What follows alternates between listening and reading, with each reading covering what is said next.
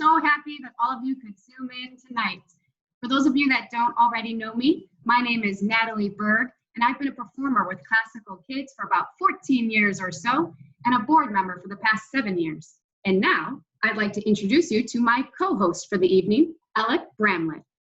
Hello, everyone. My name is Alec Bramblett, and thank you for giving me an excuse to get dressed up.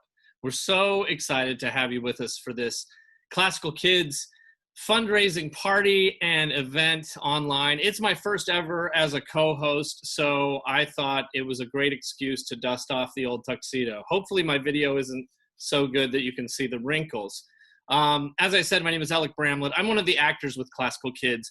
I actually play 2 of the title roles in 2 of their shows. I play Mozart in Mozart's Magnificent Voyage and Gershwin in Gershwin's Magic Key. I've been acting with Classical Kids for about 15 years now, and I really miss touring with Classical Kids. As you probably already know, all of the tours for this season and even some into next season have been canceled, and we really miss it. We miss seeing each other, we miss performing, we miss bringing all of this great music and these composers to these kids all around the world. So we thought it would be fun to give you an inside look at what it's like to be on tour with Classical Kids Live. And because we're always trying to be hip with the kids, we thought we'd make a TikTok time lapse of a Classical Kids tour. Now, a lot goes into preparing for a Classical Kids tour, and it goes by very fast. So, ladies and gentlemen, I want you to pay attention and don't blink as we present for you tonight, TikTovsky.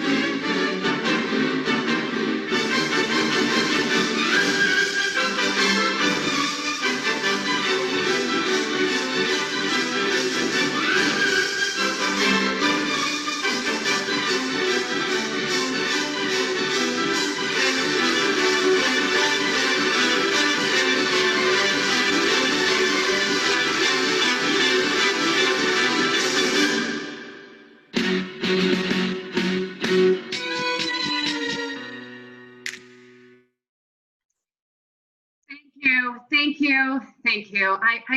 I don't even know where to begin. There's just so many people to thank tonight. Thank you so much. Thank you.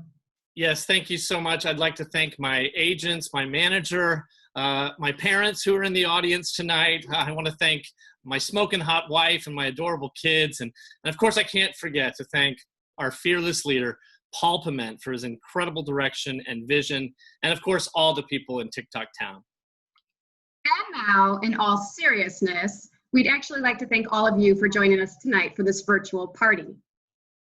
Yes, thank you. You can react with your snaps. There's a reaction button down below that you can click, and you can clap, and you can also give us a thumbs up. There they come. Yes, you people have been Zooming for a while now. Ooh, love it. Tonight is going to be a lot of fun. We have some wonderful guest speakers. We've got some really cool clips of some of our shows. And we've even got a raffle wheel to spin at the end of the evening. So lots of fun prepared for you tonight. And here, with all the Zoomy details, is Natalie once again. Well, thank you. Thank you. Yes, everyone is going to remain muted unless they are speaking. But we still want to see your faces and see your excitement. So these snaps, they are encouraged. We love those.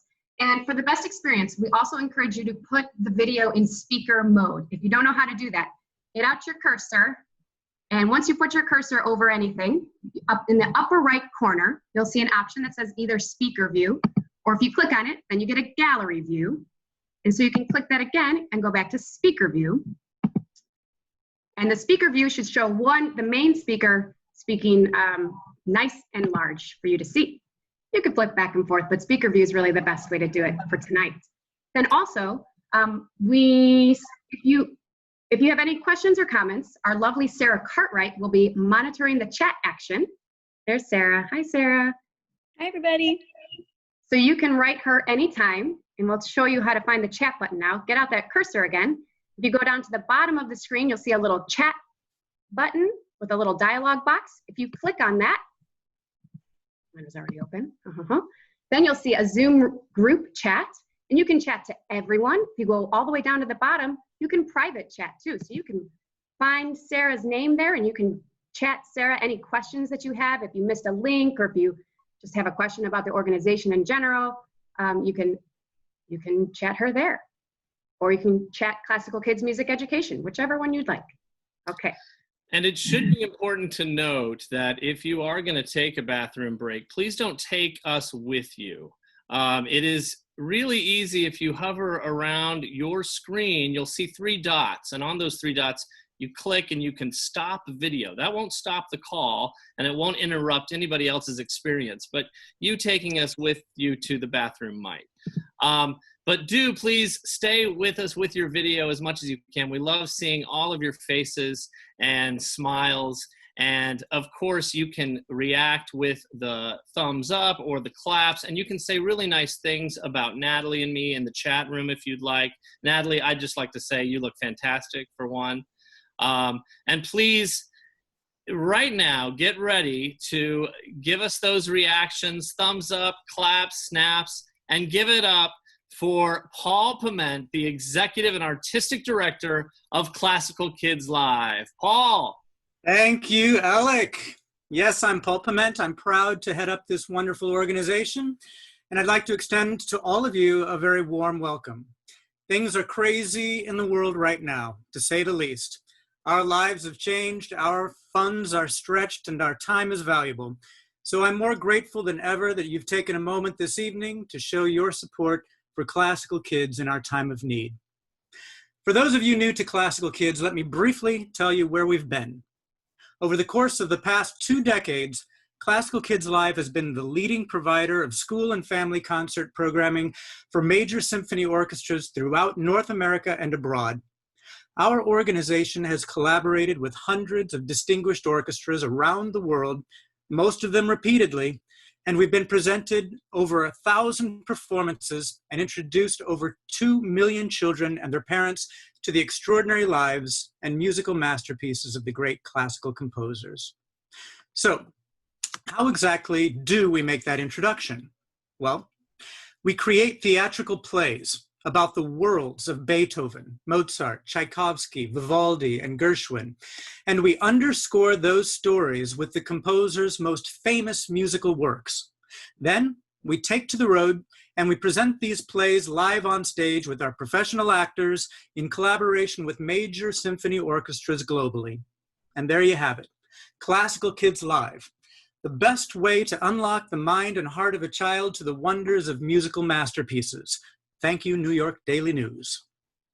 In the past few years, we've also created expansion goals for focusing programming efforts in our home-based city of Chicago. We're proudly partnering with the Chicago Youth Symphony Orchestra to increase our local reach and even to publicly release a new recording of our Gershwin production due out later this year. And we're extremely proud of our ongoing partnership with the Oistrakh Symphony of Chicago to bring our Music Inspires program to Chicago public schools. This week-long classroom residency is designed to expose students who might otherwise receive no music education at all to the joys of classical music. And that leads me to now. Last season was to be our biggest season ever, with more than 30 collaborations presented by major orchestras around the world.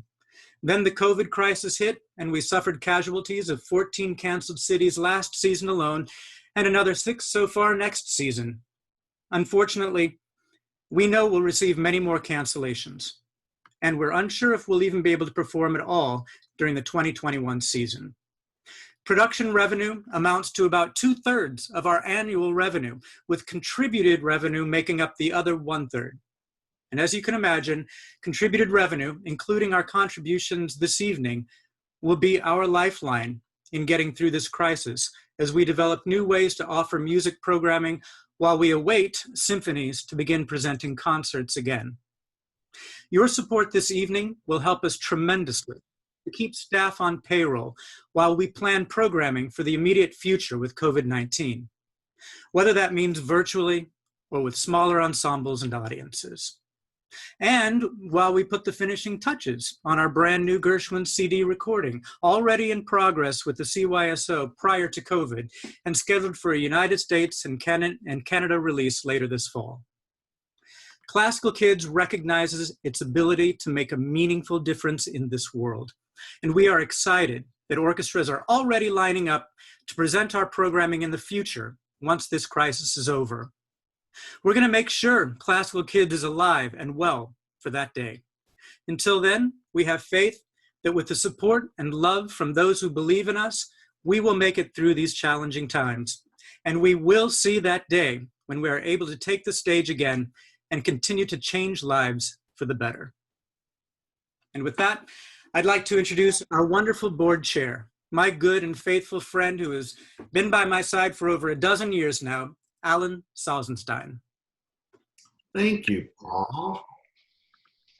As Paul said, my name is Alan Salzenstein, and I have been associated with Classical Kids for quite some time. A very proud board member since it became a not-for-profit organization. And I am so pleased that you're joining us in this virtual setting. I've been involved with theater and performing arts for my entire career, and for the past 20 or so as a professor in arts management.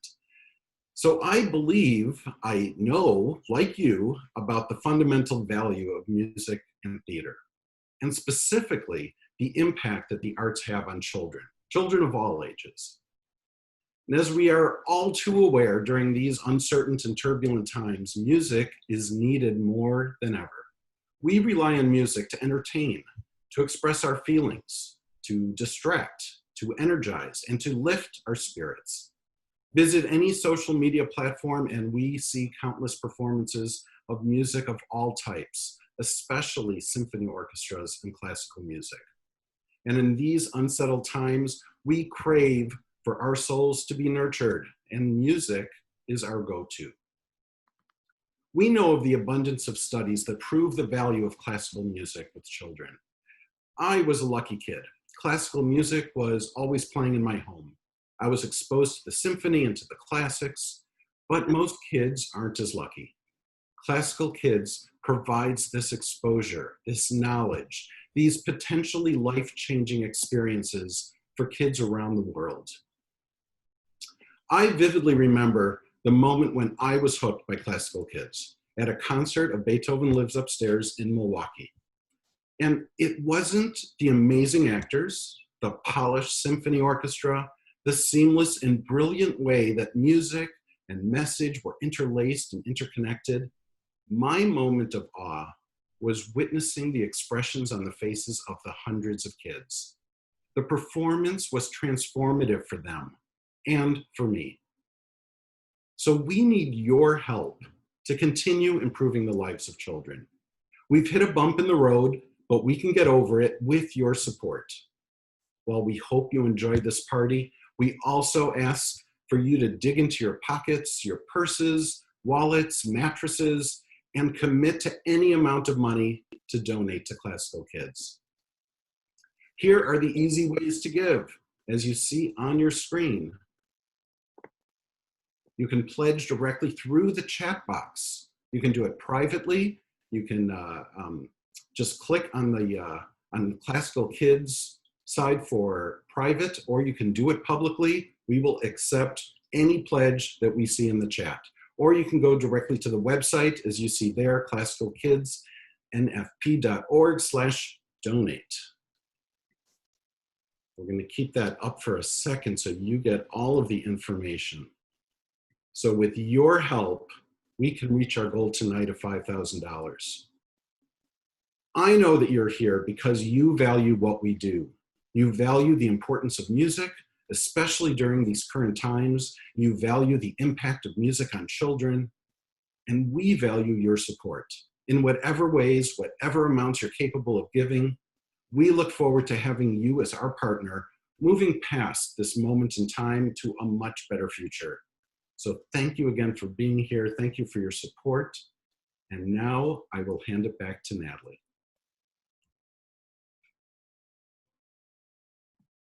Thank you, Alan.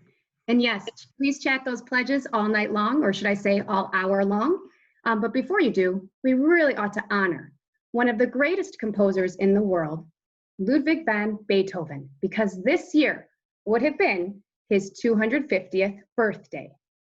This past season, classical kids would have performed in over, hey, you. Okay, it's coming soon. We would have performed in over 24 different cities doing the Beethoven Lives Upstairs production. But sadly, because of coronavirus, only 8 of those cities have actually happened. So, the Classical Kids Beethoven Show is one of the most popular and well-known and my personal favorite. Now, I'm not sure if you've participated in any birthday songs on Zoom before, but I'll tell you right now, they don't work. So what we're gonna do, I have Emma Grace here, ready to help us sing, because we're gonna keep you on mute, but we hope you sing along with us. We gotta get our birthday cake, right? This is just a pretend one. No, it's a real cake. I promise it's a real cake, right? And here we go, ready? 1, 2, 3. Happy birthday to you. Happy birthday to you. Happy 250th birthday, dear Beethoven. Happy birthday to you. Let's blow out the candle. Hey, thank you, Natalie and Emma. That was wonderful. And thank you for staying muted, everyone, because, you know, when you try and sing happy birthday together on a Zoom call, it has to go to space and come back down, and it's always not together. So I did also, as much as I like cake, I did also prepare myself a drink to raise a toast to Beethoven on his 250th birthday. In fact, I made up a new cocktail recipe. So if you are interested in having a drink to raise to Beethoven right now, I recommend the Beethoven's Fifth. It's a very easy recipe. All you need is a fifth of gin and a glass, and olives are optional. So cheers to Beethoven on his 250th birthday, and please feel free to raise a classical kitty cocktail as well. Hear, hear, Beethoven. Here. Perfect. You know, that's got me thinking about Beethoven, and life without Beethoven's music would just be so non-emotional, light and fluffy, shallow. If you don't know the Beethoven Show, let me just tell you, it really teaches children and their families so much about compassion. The little boy that lives downstairs from Beethoven learns to listen to Beethoven's music to better understand him. Now, here to talk a little bit more about the Classical Kids' impact on families is Andrew Kipe, a Classical Kids board member and currently the Director of Concert and Ensemble Operations at Baltimore's Peabody Institute. Please help me welcome Andrew Kipe. Thank you, Alec, and good evening, everybody. Thank you for joining us, and thank you for your ongoing support for Classical Kids. As Alec mentioned, I'm currently the Director of Concert and Ensemble Operations at the Johns Hopkins Peabody Institute. But prior to that, I spent about 25 years of my career as an administrator for symphony orchestras all around the country. And I had the privilege to work with classical kids for the first time almost 20 years ago, which had to be somewhere close to the beginning of the founding of the organization. I met Paul and the company for the first time when I was a young orchestra manager working at the orchestra in Portland, Maine. And from that first collaboration, I've invited classical kids to work with orchestras in 4 different states, including the Maryland Symphony in Hagerstown, where I served as executive director, Phoenix Symphony, and the Louisville Orchestra. Bringing classical kids to all these communities was an imperative for me because of the impact that I witnessed for the families who attended those concerts. I've literally seen thousands of children experiencing their introduction to classical music and the lives of the greatest composers through these impactful collaborations of orchestral music and theater produced by classical kids. For many of the families in attendance, this is the first time their children have attended an orchestra concert, and also maybe even the first time they've entered the theater. At a classical kids performance, the children learn not only about the composers featured in the production, but they also have the opportunity to learn about the orchestral instruments they'll see on stage. And each performance begins with a variety of pre-concert lobby activities where families have the opportunity to learn about the various instruments in the orchestral family. Those are often called instrument petting zoos, and members of the orchestra go out into the lobby to demonstrate how to play those instruments to the children who get their first opportunity to try to play a violin, a trumpet, or an oboe. And that brief introduction to an instrument can ignite a desire to learn and lead to a lifetime involvement with music. The Classical Kids combination of professional theatrical presentation with the professional orchestra is unique in the world of classical music education, and in my opinion, is one of the most effective educational programs available. My belief in this organization and what they do is the reason that I joined the board and work to ensure that Classical Kids is able to not only survive, but thrive and continue to inspire young people throughout North America and beyond. That first Classical Kids production that I experienced all those years ago back in Portland, Maine, was the show that started it all and remains the most well-known, Beethoven Lives Upstairs. While all of these productions are amazing, I, like Natalie, have to say that Beethoven Lives Upstairs continues to be my personal favorite. We'd like to share with you a clip of Ode to Joy from Beethoven's immortal Ninth Symphony, performed with the students of the Orlando Philharmonic. This video was taken from an archival source, so the quality is a little fuzzy, but the impact of this moment when Beethoven Lives Upstairs won't be lost. Enjoy. Mr. Schindler gasped. Mr. Beethoven had spent the entire morning putting them in order. He said, "So now I must do work again that I have already done. Just when life was getting better, I have ruined things." Dear Christoph, I have read your letter several times. Mr. Beethoven is famous for his temper, but his moods are not your fault. Imagine how frustrating his life must be. Imagine how lonely to hear no voices. Imagine hearing no birds sing, no wind in the trees, no pealing of bells. Imagine he hears no music, not even his own. So Mr. Beethoven has a great temper. How could he not? But if you listen to his music, you will hear that his heart is great as well. Too great to be angry for long at an innocent boy. Dear Uncle, Mr. Beethoven has forgotten the incident with the papers. He squeezed my shoulder in a friendly way when he passed me by in the hall this afternoon. Now, the house is asleep, so I am alone. The concert is tomorrow night, and so, of course, I cannot sleep. I think of Mr. Beethoven, alone, upstairs. I wonder what he's thinking about. I wonder if he's awake tonight like me. Perhaps he's hearing something beautiful in his head that we will hear tomorrow.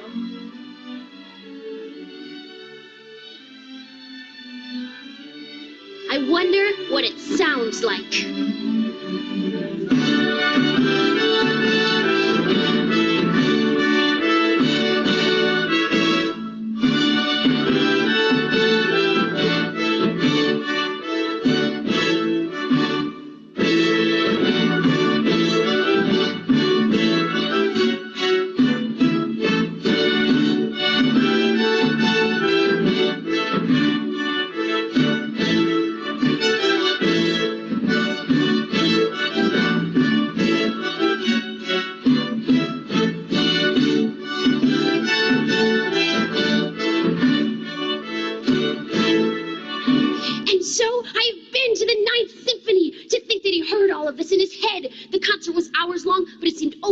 Started. All of us were clapping and cheering, but Mr. Beethoven didn't even know to turn around until one of the sopranos took him by the sleeve. She turned him to face the crowd. Up there on the stage, Mr. Beethoven bowed and bowed again.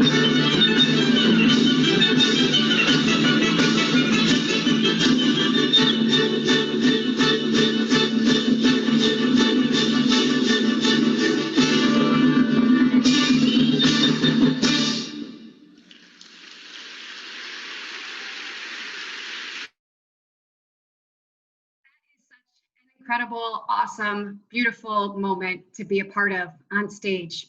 There is nothing quite like being between the symphony and the applause on Ode to Joy. I feel the music going through me and out into the audience. There's nothing quite like that.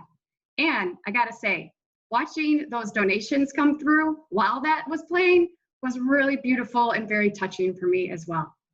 Just makes it even that more important and awesome to do what we're doing right now tonight. Keep this alive and going. So, you know, we have lots of memories from these performances, on stage, off stage, on tour, moving ones like looking out into the audience and thinking Beethoven is still changing the world with his music right now. And then there's the funny memories too, like the time that my microphone went out and the sound guy had to come on stage during Uncle's monologue and he just changed my mic right there on stage. Lots of fun. Yes, that's a lot of fun. We've got a lot of memories like that. It's live theater, so you just never know what's going to happen. I mean, this is a live Zoom call, and you never know what I might say. But my parents are in the room, so I'll be pretty safe. I did think of a new name for my cocktail, though. What about Ode to Gin? Huh? Yeah, that's good. Pretty good. Like But that reminds me, Natalie, you know, we've been performing in the Mozart show together for so many years. There's so many things that could go wrong and that have gone wrong. But one memory that comes to mind is actually from the Gershwin show. And if we have a minute, I want to tell you my blooper story from the Gershwin tour to Malaysia just a few years ago. And one of the things that we have to do as actors is check our props, okay? And we have to preset things if we need things off stage, because with a 2-person cast and a symphony of up to 80 musicians, you really have to take care of yourself. So I was presetting my mama dress for the Gershwin show. I also play George's mother in one short scene at the end of the show, and then I come back as George Gershwin later. But I had to preset my dress so that I could just step into it, pull it up over my shoulders, and zip it up to cover the Gershwin suit. Then I put a wig on and an apron, and I check myself in the mirror. But as I was presetting my dress before the show, I bent down to open up the dress and I heard a big split. And sure enough, my pants split all the way up the back as I was bent over to try and preset my dress. Now the music has started, and Lance, the other actor, he makes the first entrance. So he's trying to help me, but he's also listening to the music so he doesn't miss his cue. And he's like, I'm sorry, man, I gotta go. And he runs out on stage and starts saying his first line. So I'm stuck backstage with a bunch of the Malaysian Philharmonic stagehands trying to help me duct tape my pants together before I had to get all the way to the other side of the stage to make my entrance on time. Well, I did make my entrance on time, but I was not wearing black underwear. And so later after the show, we were hanging out with some of the musicians, and they let me know that they got quite a show sitting in their seats in the orchestra. Quite a different show, mind you, than the kids got in front. I did most of everything facing front that night because of my wardrobe malfunction. So anyway, that's my story, my little blooper story that I can share with you. And I'll hand it back to Natalie. That is pretty funny, Alec. Pretty funny. And now to my favorite part of the night, when I have the honor of introducing a dear friend I admire greatly for his passion and dedication to the arts, music, and the symphony.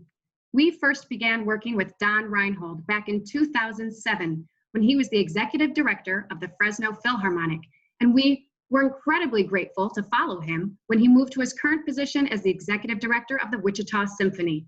Don radiates positivity, and his enthusiasm for what he does is simply contagious. Please give your attention to my friend, Don Reinhold. Thank you very much, Natalie. I think I unmuted myself properly here. So it's so good to see you again. It's been almost 6 years since you were here to do Beethoven.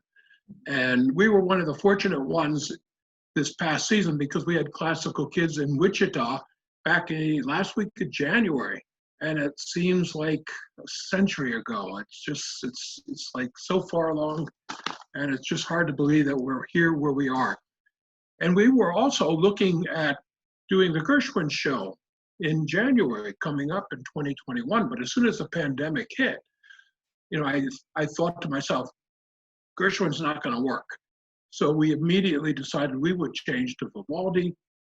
And then we learned later, a few weeks, well, about a month ago, we learned that the kids are not taking school trips at all this year, which is really unfortunate because we have almost 24,000 kids that come to our 2 weeks of young people's concerts every year.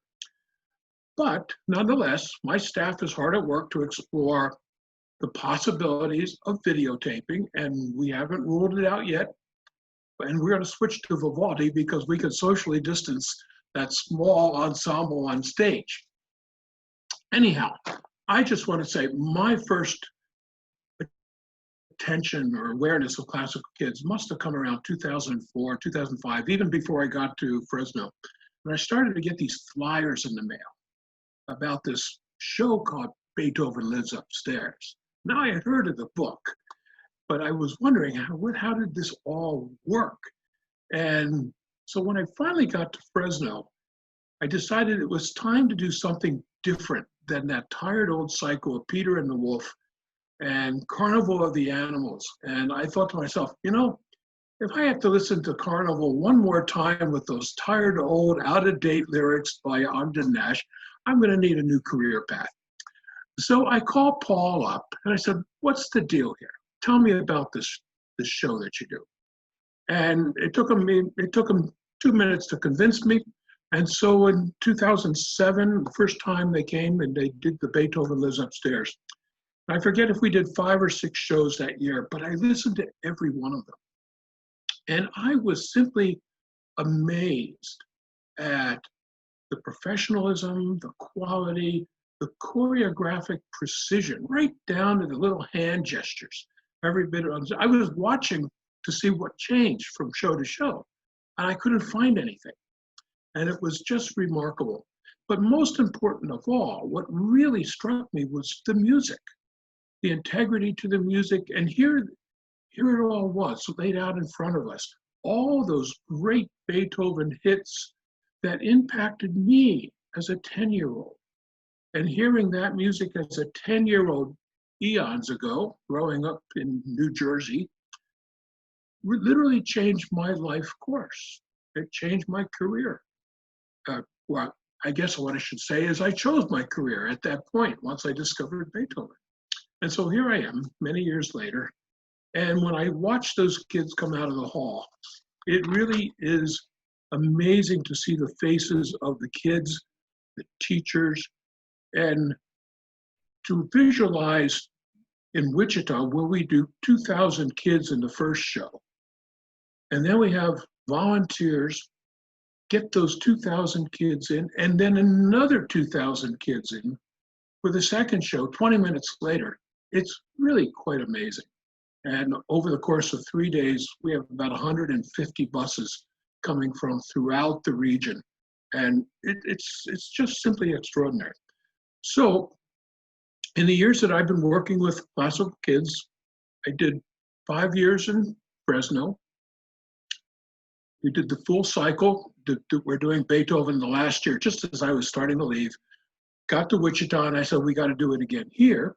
So again, we started with a Beethoven and we did the whole cycle again. We finished it a year ago and then started up again with Beethoven this past few months ago. And it is just an extraordinary series of 5 incredible stories. And I can't say which one is my favorite because each one is different. And each one speaks with great integrity to the music. It features a child's perspective that is timeless, entertaining, and enlightening, but they're all, from Beethoven, who had an alcoholic father and had to overcome his deafness, to Tchaikovsky, who was homesick on his trip to America, which brings up all those issues of home and homeland and even immigration that we deal with in our communities today. And finally, there's the Gershwin, the great American success story, and it was just, all these were just absolutely extraordinary. So in the 11 years or so that I've been working with classical kids, I would estimate that we have presented this to over 100,000 people in just these 2 cities of mine. So that just puts it into perspective, about 60 performances, give or take. And I think, having done 11 years, I think that probably puts me in the 100K club for contracts too. So I don't know if I get a round of applause for that or not or something, but it's been an absolute joy. And I'm extremely grateful to Classical Kids for what all of you have brought to my communities. And I just want to thank you, Paul, and I want to congratulate you and all of your cast members, Natalie, Alec, who are here on the show today, and all the others I've noticed who are listening in, who I recognize from all the years that we've worked together. And I just want you to keep doing this. And if you're listening, or anybody who's listening tomorrow to the tape recording, please make a donation. This is one of the most successful children's educational shows that I've ever encountered. It deserves to exist. It needs to exist. So please give generously. Do it on their website. Send them a check and keep this going. And somehow, when we get to the other side of this dark tunnel, eventually we'll see the light. And we're going to see Classical Kids back in Wichita. And I look forward to that day. So thank you. Let's get through this.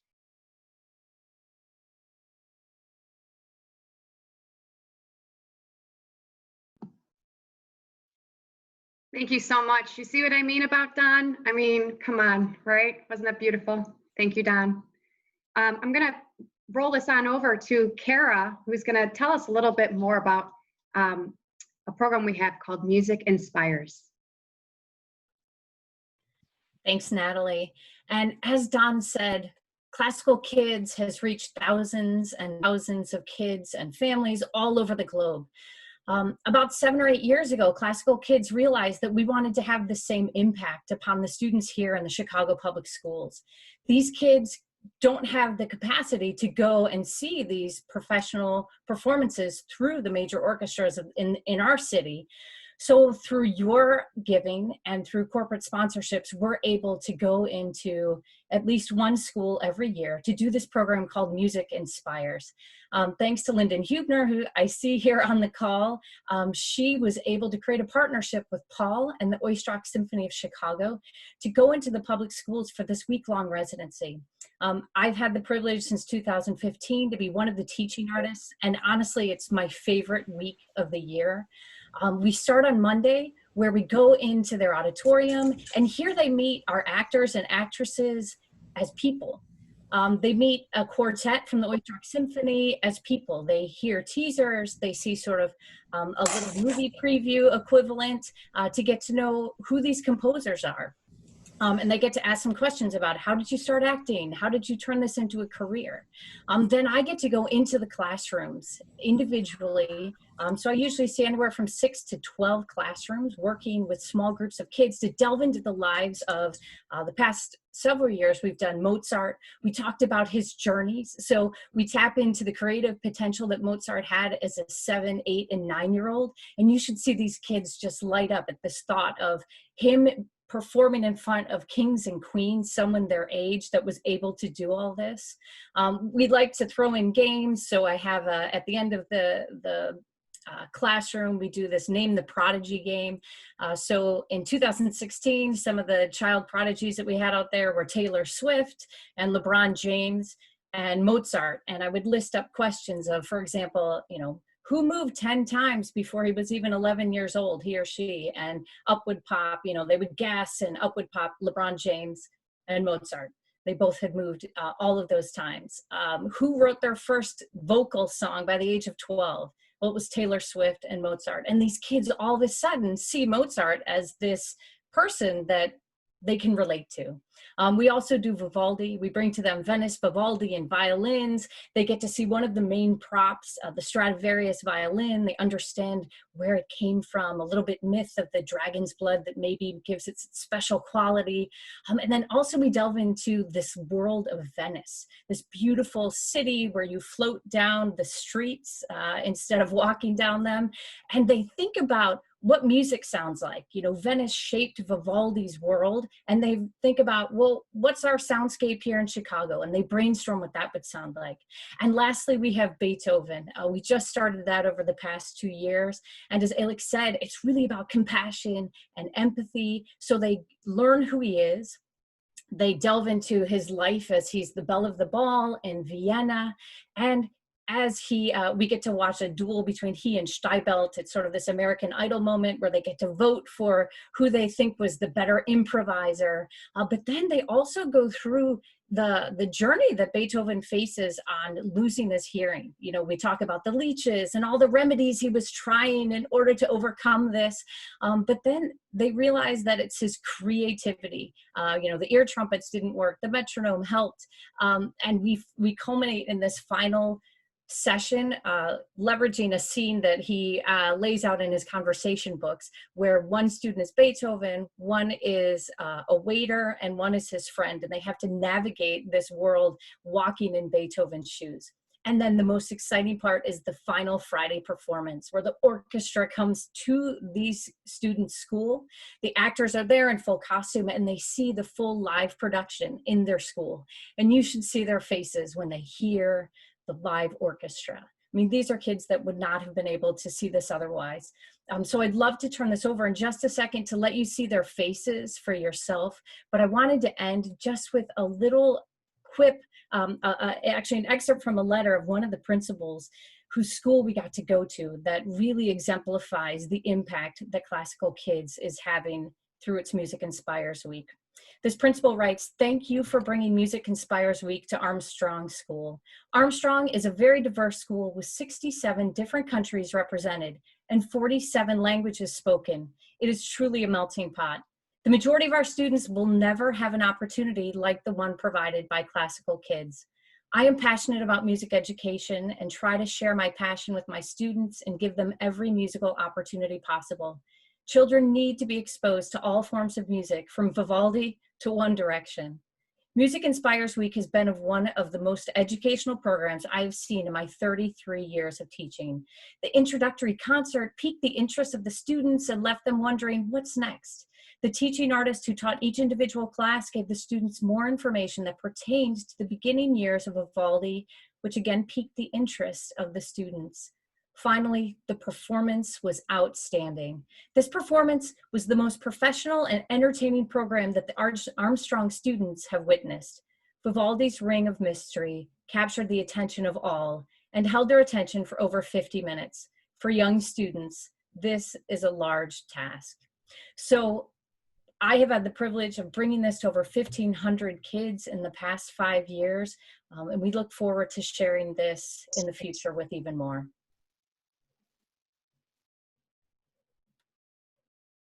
I'm Paul Piment. I'm the Executive and Artistic Director of Classical Kids Live. We're here at Hampton Elementary School. We're collaborating with the Oistrakh Symphony Orchestra, also collaborating with Chicago Opera Theater. We're right here in Chicago and excited to be here. Music Inspires is a local new educational outreach initiative just for Chicago that allows us to take our programming, which is usually presented at orchestra halls, directly into underserved schools.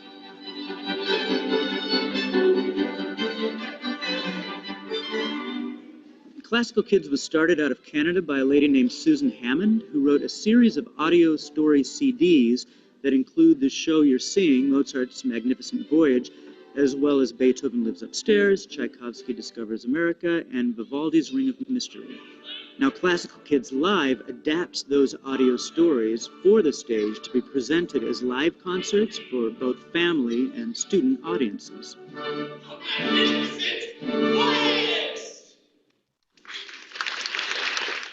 The concerts are presented in collaboration with symphony orchestras all over the world and use 2 actors to tell a story about the composer's life, while the orchestra sets the story to his music. It's a really great way to expose kids and adults to the lives and musical masterpieces of the great classical music composers.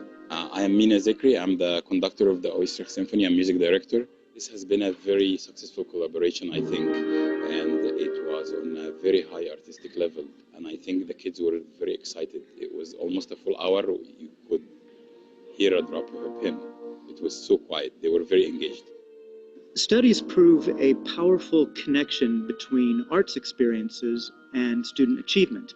They can learn patience, they can learn hard work, and they can also learn that you can be patient and work hard and still have fun. My name is Linda Christ, and I'm the Manager of Education and Outreach for Chicago Opera Theater. My role in this awesome week-long experience is to go into each classroom at Hampton Elementary School, second graders through the sixth graders, and exposing them to his beautiful music and telling him the stories of his childhood and of his life were really inspiring to them. And one of the students even told me that she was amazed that Mozart could die in poverty, but he inspired so many people, composers and musicians following him, and that his music is still being played and performed, and his music is very famous today. We hope that Music Inspires will captivate, educate, enrich, and inspire kids with a historical understanding of the composer's life as well as a connection to his music.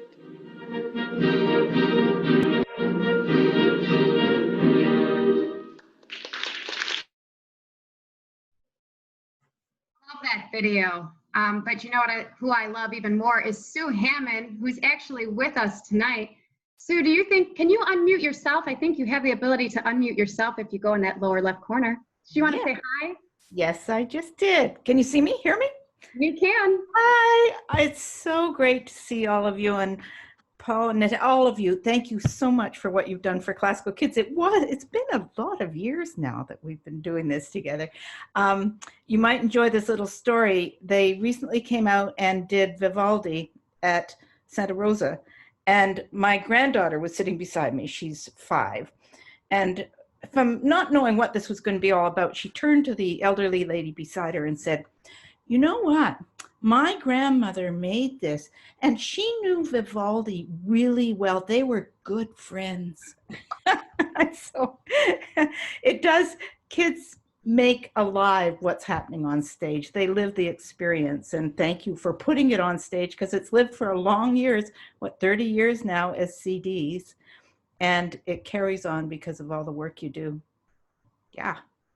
Thank you. Thank you so much, Sue. I mean, my goodness, so many of us, our lives have been changed because of you too. So thank you so much.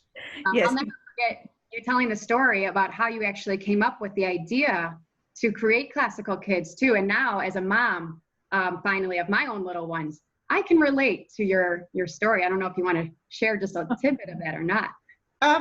Sure. You know how I came up with it? Yeah. Well, my kids were like your adorable Emma there, and I realized that they really love story and they really love music. So why not combine them? And there was really nothing out there. There were rather dry biographies that a narrator would kind of drone on about the facts of Beethoven's life or Mozart's life, and it wasn't engaging. And so I decided, okay, from my own dining room table, I would put this together and market it, and I just had to learn everything. I had to learn, you know, how to put things into packaging that would go into stores and all that kind of stuff. But so it was screaming up the learning curve all the time, and it was so worth it. I didn't realize when I started it would get up to 10 CDs. And in fact, for Emma, may I say, I've been hearing a lot here in California for some reason of Daydreams and Lullabies, which is, it's not dramatized. It can't be dramatized, but it's a lovely night kind of event.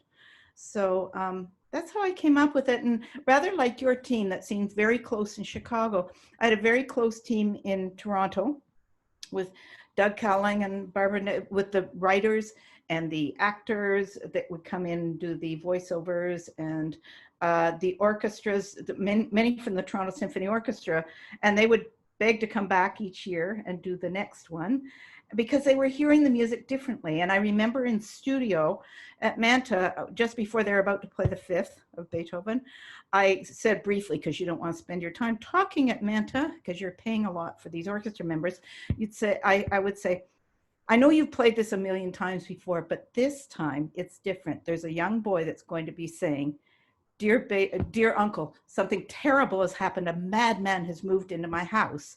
And the conductor raised his baton And they played it like they've never played it before. And ever since, they can't play it without thinking something terrible has happened. A madman has moved into my house. Absolutely. I think all of us actors that know the show so well, we cannot listen to the music without hearing those lines too. Makes it or breaks it, I don't know. Makes it for sure. Well, thank you so much, Sue. Thank you so much for being here tonight too. And you guys keep those pledges coming. Let's keep Classical Kids alive, right? I mean, it's been alive for a while. Let's keep it going. I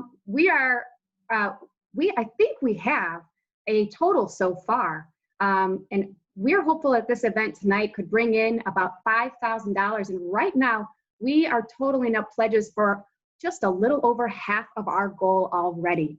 So thank you so much for everyone who's pledging. We know a lot of these are going to come after the fact too, when we send this out on email and when we post it again, since we are recording. So we're just very thankful for the pledges that have come in, and please pledge again if you would love to. Love, you see? Okay, so I think that's it. I lost my place, Alec. Do you know where we are?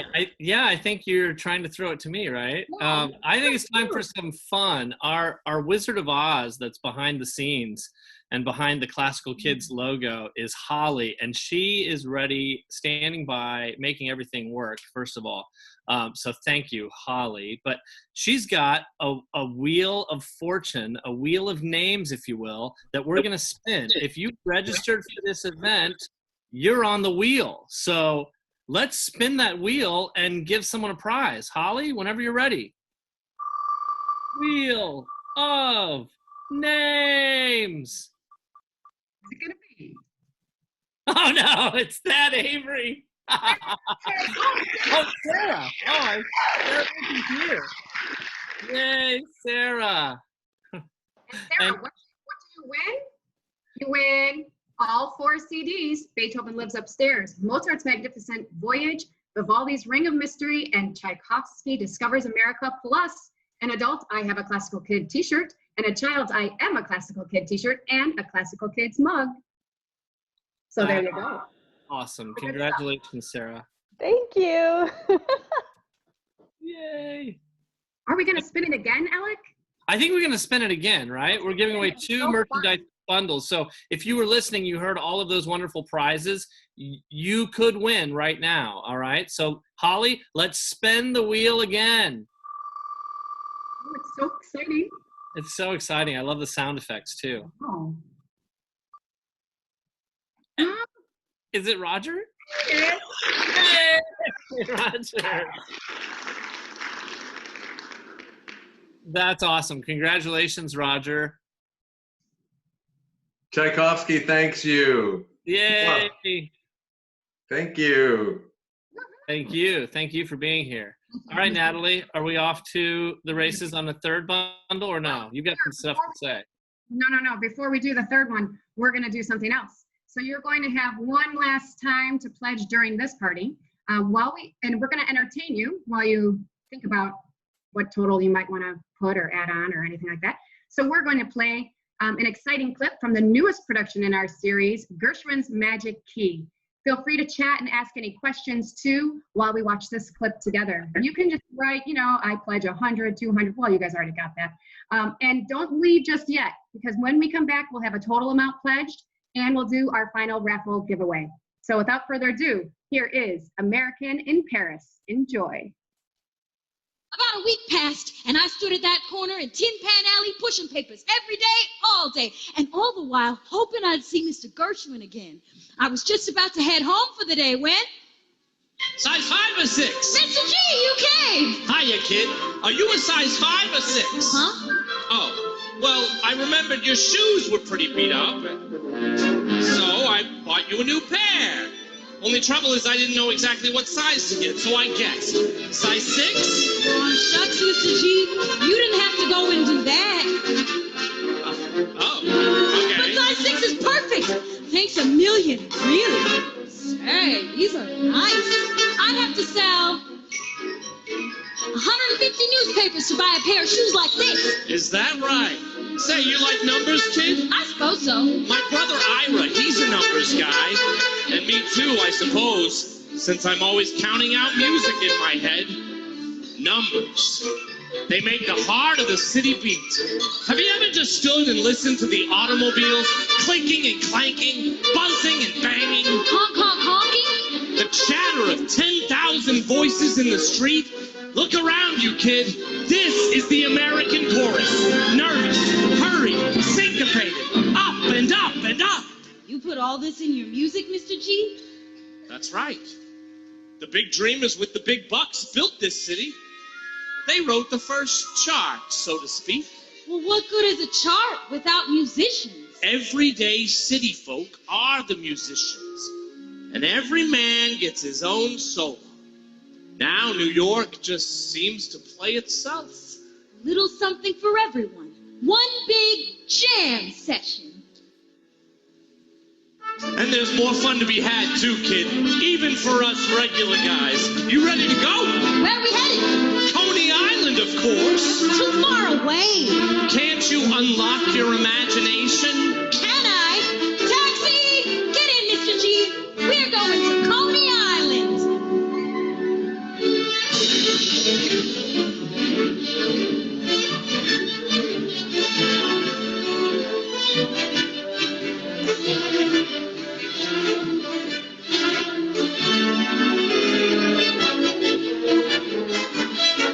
I smelled it even before we got out of the cab. Nathan's famous Red Hots, only a nickel.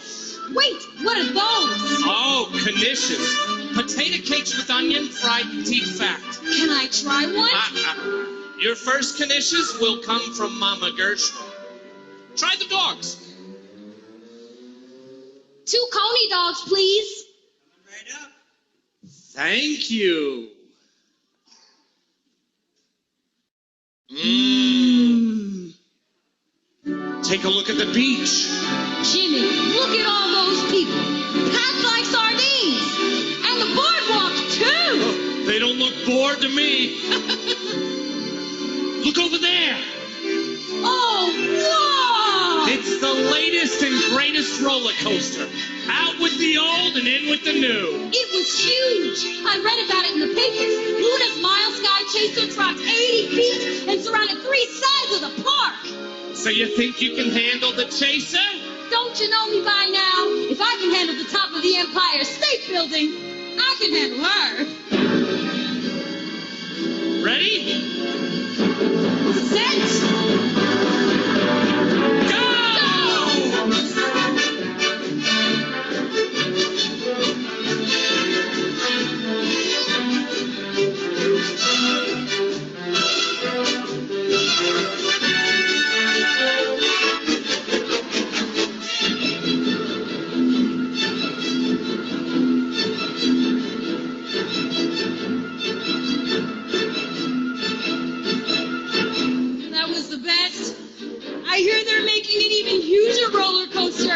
That's America for you, kid. Always improving. Same with me, I guess. Hit songs are fine, but if you could hear what's in my head.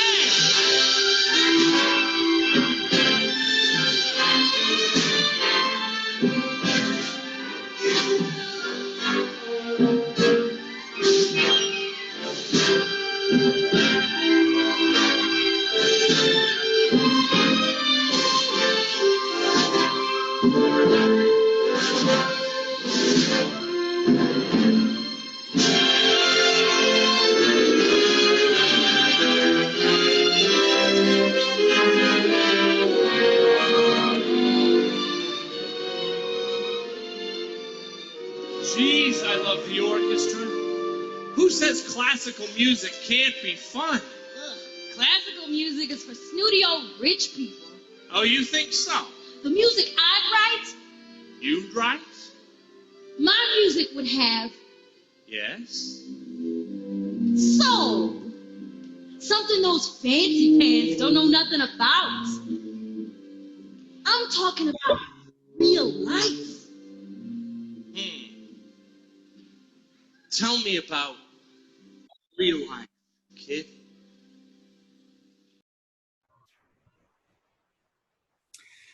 So, At the end of that clip, George says, "Tell me about real life." Well, real life isn't very fun sometimes. And real life today is something none of us could have imagined. Who knew our lives would change so quickly from just a few months ago?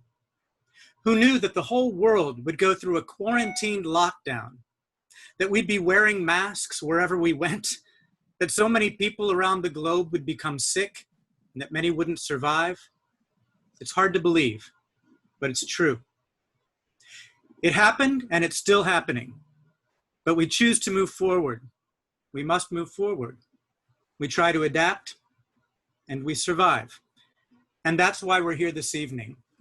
Classical Kids is moving forward. We're adapting and we're working to survive. You know, in the Gershwin show, we visit the Statue of Liberty, our country's symbol of freedom. George says that no matter our sorrow or celebration, music unites us all. It speaks to our hearts. I know music can do that. It speaks to our hearts and unites us all, providing hope in a time that is so uncertain. So let's move forward together. And thank you for helping us to keep the music playing. Okay, so I think we have a total so far. And I think online pledges are coming in around 2,375. And I think we have another couple thousand at least that have come in, because about 20 minutes ago, we were at 1,700 on the public chat thing, and I haven't gotten a text from Sarah, or maybe I'm just missing it, but that comes to about $4,000, coming up around $4,000. Total pledge on the public chat is 1,900 plus 2,375. Yep. So that's great. That's awesome. And we're going to surpass our goal. This is going to go on to be shared and go on to our social media, and it will continue to raise much needed funds for this organization. So thank you. Give yourself the appropriate finger snaps. Thank you for being our live audience, so to speak, and be sure to direct your friends and family to our Facebook page to catch the rebroadcast of this event at their leisure. You'll also receive a follow-up link to this evening's recording that you can share directly with the people that you know who might be interested in supporting music education so that we can continue to earn crucially needed support. With your help, we're confident we will reach our goal, surpass it, and we're grateful to all of you for kicking things off this evening and helping to keep Classical Kids alive. Thank you again. And don't sign off just yet. We've got one last spin of the raffle wheel to go. Vanna, are you there? Is that me? Oh, Natalie, sorry. It's me. Sorry, Alec. Okay, so let's spin that wheel again. Can we bring that one up? All right, here it is. Here we go. This is so exciting. I love it. So much fun. Who's it going to be? Ooh! Victoria! Congratulations, Victoria. Awesome. That is so great. Congratulations, Victoria, and congratulations to everyone, because everyone here tonight is a winner. Everyone who has logged on and been a part of this party is going to receive a complimentary download of the upcoming, soon-to-be-released Gershwin's Magic Key recording, which I am personally very excited to hear since I got to be a part of making that recording. So congratulations to everyone for joining us, and thank you. Thank you so much. So wonderful. I can't wait to get that recording too. What a lovely way to end the evening. But before we go, we would like to thank everyone who made tonight happen. Thank you to Alan, Andrew, Don, Lyndon, Kara, behind the scenes, Holly and Sarah, of course, Paul, Sue, everyone involved, you, Alec. Thank you, Alec. You were just wonderful tonight. Thank you, Natalie. You as well. Thank you. It was a pleasure and a privilege and an honor to co-host with you. Mom and Dad, I'll call you later. But right now, I got to go. There's still just a little bit of sunlight left, and my kids and my wife are waiting for me by the pool. So you don't have to go anywhere, but I got to get out of this penguin suit. Thanks for joining us, everybody. Good night. Oh, Alec. See you later. What a funny guy. What a funny guy. Thank you all again. Thank you guys for keeping classical kids alive. Goodbye. We will keep this chat open for a few more minutes in case you have any more questions or pledges or just want to chat and say hello. Thank you guys all for being with us tonight. Bye-bye. Bye-bye. Enjoy this last slideshow too. Yay. Oh, I miss everyone. Hi, everybody. Hi. Hey, Lyndon. Hi, Lyndon. Thank you, everybody, for attending. These performance pics that are streaming right now are really fun to watch if you have a couple more minutes. And we can sit and chat. You can.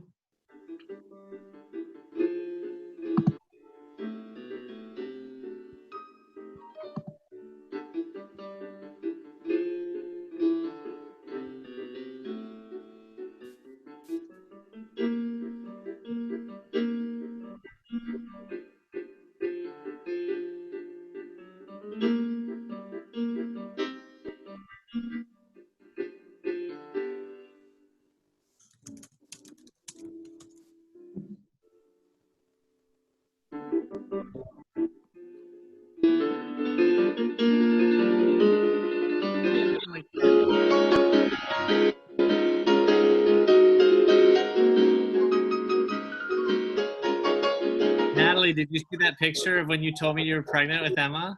Oh, no. I was chatting. It was just on the screen. Oh, that was such a great moment. I know, I love that.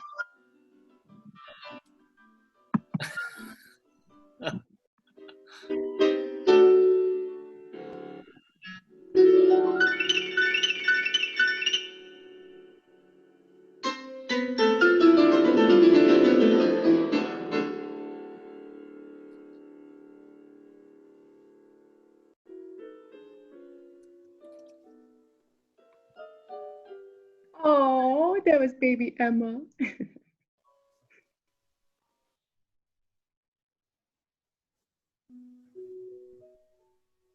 Breckenridge. Oh, Beautiful. I know.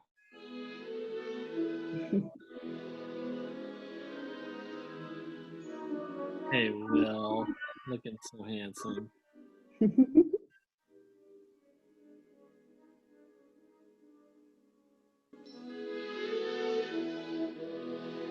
Oh, that's so cute.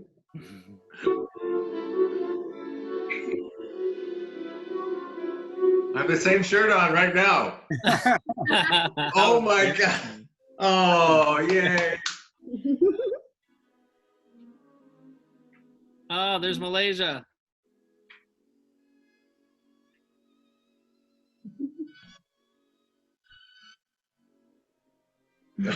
Oh, yeah. Yummy.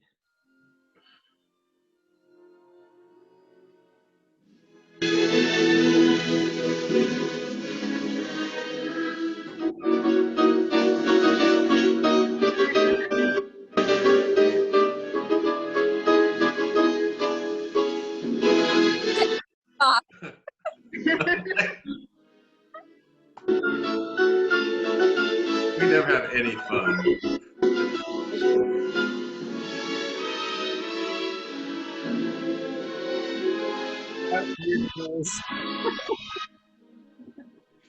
Where was that? Was that a United Club? No, that was a condo. They put us up in South Florida. That was Oh, and there's the Vancouver. Yeah.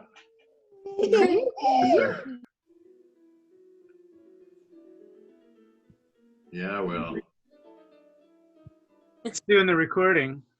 Hey, boyfriends. Yay. Yay. Must have been my birthday. The Great Barrier Reef. Oh, wow. Malaysia, Singapore. Oh, yeah. Wow. We were so young. Kennedy Center. Kennedy Center. Seoul, South Korea. Oh my God, so young. One of my first tours. Oh, the Colorado. Going down the river in Colorado. Yeah. Sydney. Or, sorry, in Australia, though. North Carolina. Canada. Nova Scotia. Oh, yeah. Malaysia. Yeah. Petronas Petronas Towers. Shafik taking us out to dinner. Lance golfing at the mall. Alec before his pants split. Yeah. Rehearsal. Oh, yeah. Detroit. Yeah. Oh, yeah, I remember that. Penny Baylor, Ryan Baylor's mom. Vancouver. Our Airbnb. My shirt again. My shirt again. Your favorite shirt, Roger. What? I don't think I've ever worn this In again. Stanley Park. Oh, yeah. A boat going across the water. Right. Oh, that's Breckenridge, right? Yeah. Yes, oxygen machines. The altitude before we went on stage.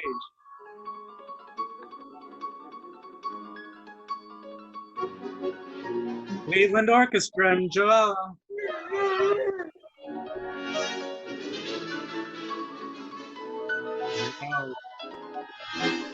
Casino. Take it away. Oh, I took that picture. No.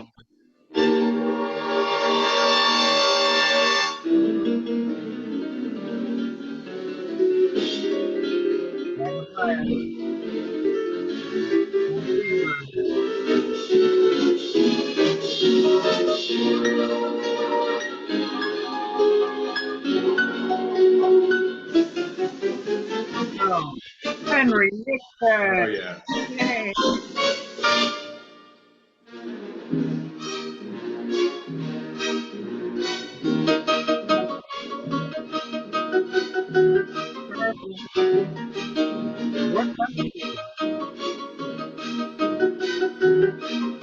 Halloween. New York.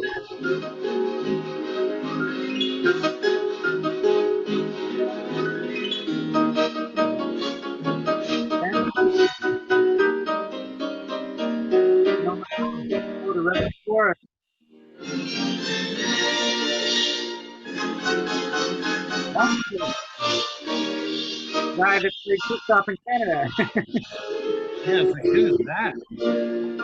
Ottawa, Canadian Arts Center.